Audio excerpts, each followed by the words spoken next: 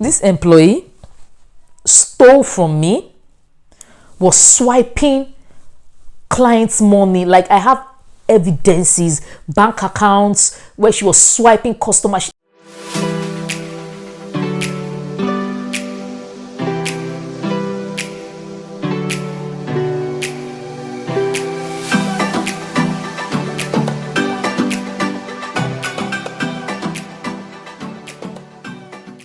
Hi, you're welcome to another episode of Let's Do Life with Atilola. I'm very excited once again. Yes, I'm always excited to be talking to you today. And today, I'm going to be talking about dealing with unforgiveness. See me and drama. When there is drama, I am far from drama. Like, I don't go where there's drama. If I smell drama, I'm off because I can't deal with drama. I can't handle drama. Like, I think that my life is already so full and so whole and so, it's so vision driven that I don't have time. I can't deal with drama. So I always run away from problems. I always run away from drama. But as long as you are here on earth, as long as you are a human being, offenses will come your way. Even if it is at the point of you keeping your head down and doing your work, offenses will come because people will offend us and we have also offended people. Do you understand? So unforgiveness, or the tendency to hold people in unforgiveness, would definitely come. The way I normally deal with people that wrong me on a normal day, I would say has not been a healthy one. I have a way of just packing people aside. Like, if I don't gel with you, if you have done something, I just have a way of forgetting that you exist. But that approach cannot work for everyone, because there are people, like, if your spouse should offend you or should do something really bad to you, can you forget your spouse exists? You can't. There are some people that you cannot forget that they exist, and you need to deal with, you need to find another way to deal with offense in such instances. But that's not what we are talking about today. Many of the things that have come my way in places of real deep-seated offenses, like this betrayal, like cut out betrayal, for me has come in the way of employment, because I am an employer of labor. I run a business and I employ people. So my spouse has not offended me like, deep offense, like it would take everything in this world to forgive him. No. And my family members have not done that. And I run away from drama. So people don't really offend me. But you see, when it comes to employment offense, when it comes to deep-seated betrayals, I have been faced with such offenses. And when people offend me like that, employees, of course I let them go, or they go, and then I'm like, somewhere at the back of my mind, I'm like, we are going to meet in future. You will meet me in future, or you don't know what God is going to do tomorrow. You will meet me in future. Or maybe you want to work with a colleague of mine, or work with a competitor of mine, or somebody in my industry. Then I will tell them how you stole, how you do this. I pack it, I put it under, and I let it go, but I don't truly forgive, because if I should ever see that person, I will remember that this person stabbed me in the back. But that's not what God wants us to do.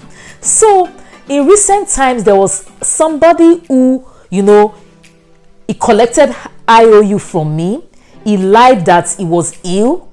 I gave him week off, collected IOU, and then one day he just didn't come to work, and he was lying that he was on his way, he was coming to work, or he was this, and I was calling this person and he was not picking, and he was supposed to do a delivery.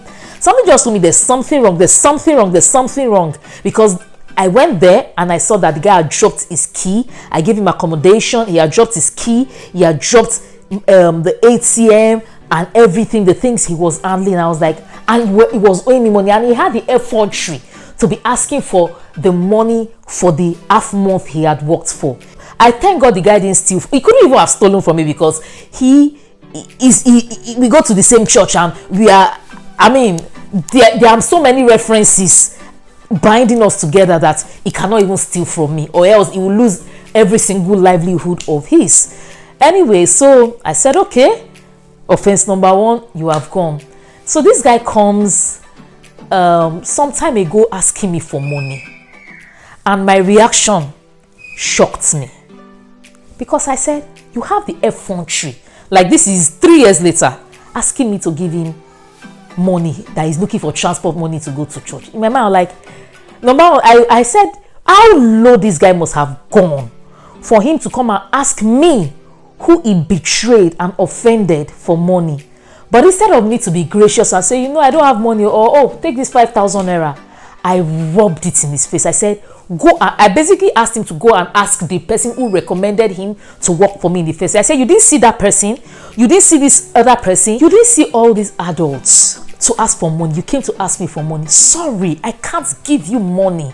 Like, I rubbed it in. And then the next morning, I was listening to a sermon on how some of us failed the tests that God has brought our way just because we held some people in unforgiveness, and when they came needing help, that we refused to help them because of what they did to us. I just carried money. I just said, God, I repent. I carried money. I sent to him. You get. I sent it to him. I sent him a message that I've sent you. I sent him money, far much more than the transport money. I sent him a lot of money compared to what he asked for. I sent it to him. So I sent him a message and told him, I've sent you this money. And then he said, oh, okay, thank you, but I don't use that account anymore. Hey, God, I said, you, this guy, you will not move me into a place of offense. I will not offend. I will not sin against God because of your ungratefulness. Like, you can imagine. So I told him, well, I never knew you don't use the account. Find a way to, what's my, sort yourself out. That's, how am I supposed to know you don't use that account anymore? And then that's how that one went. Then maybe a month later or 2 months later, he sent a thank you that, oh, sorry, I didn't even know I had not responded to this, I had not said thank you. I didn't even respond to him. That's how that one went. Then there was a lady, a nanny, who out of the blues, said that she wanted to, at the end of the month, she didn't want to work anymore. I said, okay, fine, you don't want to work anymore, but you have to give 1 month notice. And then she, and I knew that this girl was not a trustworthy person. I said, I'm going to hold half of your salary. I'm going to pay you. I'm not supposed to pay you because you're quitting without, I sign employment letters with them. Because you're quitting without notice, you are supposed to forfeit your salary. But I'm going to pay you even after what you did. I'm going to pay you, but I'm going to pay you only half. And then when I get your replacement, I will balance you plus everything you have worked. But I just understood that she could not understand the concept of the contract she signed. She could not comprehend why she had to give notice. So I told her that you are going to work, but immediately her attitude changed. Like, immediately her attitude changed. I said, this one should not poison my baby and everything. And then I was heavily pregnant with the second child. I said, so attitude changed on the Monday. On the Monday of the next month, I said, this one should not poison my baby. So we went Monday. I was so scared because she just came late the next day. Instead of her resuming, she was always very early to work. But that day she just came like past 8. I said, what happened? She said she went somewhere. She was, where somebody like, I don't care about you kind of thing, and I'll be leaving my child with you. So I put her and the child. I took them to a family friend's house. I didn't allow her to stay alone with the child. Then I went. I told, of course, I'd started conducting interview for other nannies. I put her in the car with my child. I quickly went to, test another nanny to find out that nanny was okay. And then I entered the car. All those time when I was conducting the test, I was so scared to leave her alone with the nanny. Like, I was so scared. I was like, this guy should not just do something to my son. So I entered the car. I told her to come out of the car. I said, bye. You can go. And then she was shocked. I was like, then she started calling me that I said, what of the balance of her money? I said, you are the one owing me money.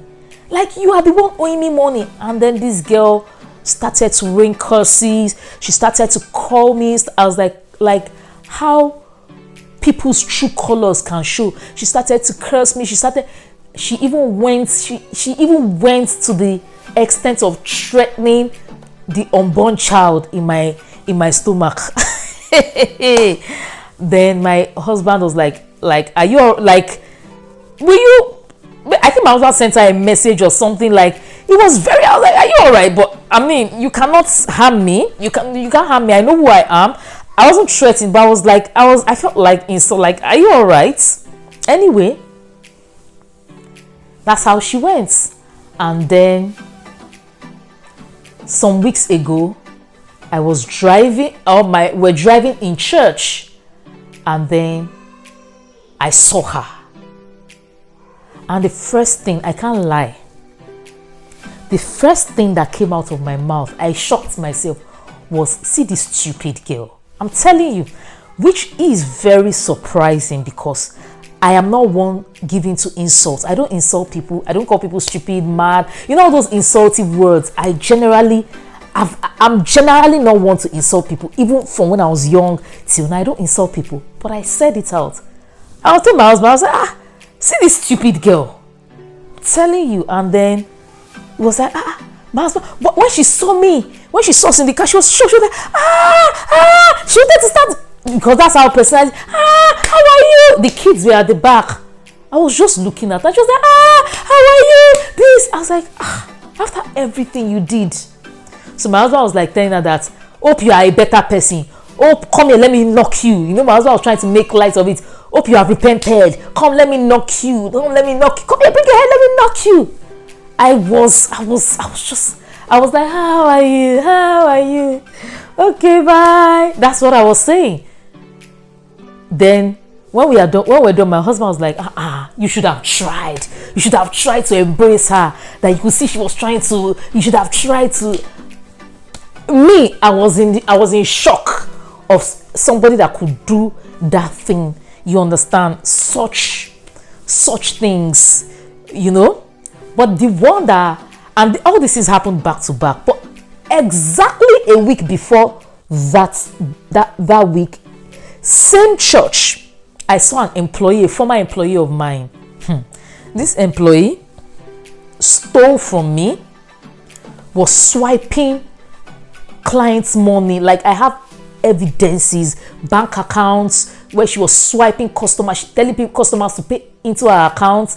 I can't go into the detail now because it will make this YouTube video very long. It was a certain actress who wanted to buy a raw materials from me and some products that now exposed this stuff of mine. You know, the things that, I mean, the ones that I caught that she tried to swipe from me, nothing in those days, almost 400,000 naira or 500,000 naira, because she wasn't dealing in swiping the small money from me. It was a big money, and then I had to travel to go and, you know, have a child and everything. Anyway, if this girl was still with me, and this kind of girl that was taking care of my son, being good to me, all those kind of people that they know how to enter, maybe you employ them, they will now become a family friend, or maybe you are working in church, they will now come and enter. She has that personality. I saw her in church, and truly, everything in my heart had gone. Like, I didn't have her in mind.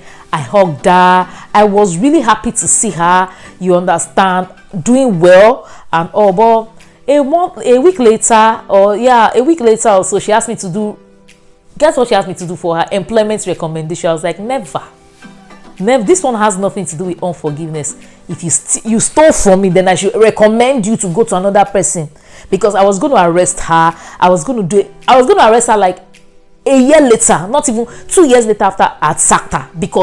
But I made sure every single thing I could gather that she stole, I made sure she paid everything back. I put her on an employment plan. I got a guarantor. I was ready to take her case. I said no.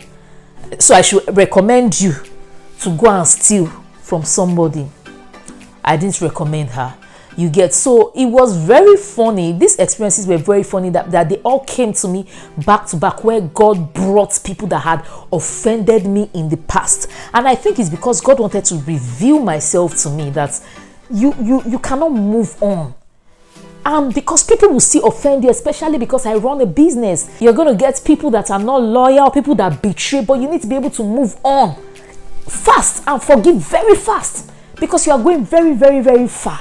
You understand? So that's how God helped me to deal with unforgiveness issues that I didn't even know were lurking somewhere in the corner. Thank you very much if you have watched till this very point. Like, I really salute you. You have justification when people have stolen from you, when people have betrayed you, when people have insulted you, when you have helped them. All those people that I mentioned, people I helped, when you bite the fingers that fed you, and they have no, you didn't do them bad and they do you bad, you have justification to say, I'm gonna hold you. But it's not worth it. It's not worth it. And because of even those people, I could forgive freely other ones that God didn't bring my way but offended me in the line of work also. I could just let them go. If they knew better, they would do better. You get? So I hope this has taught you something. If you are holding anybody in unforgiveness, you should forgive. Forgive to the point that when you see the person, everything for you within you, the feeling within you for that person will be a good one. You get? But you can't steal from me. If you steal from me, I will find you.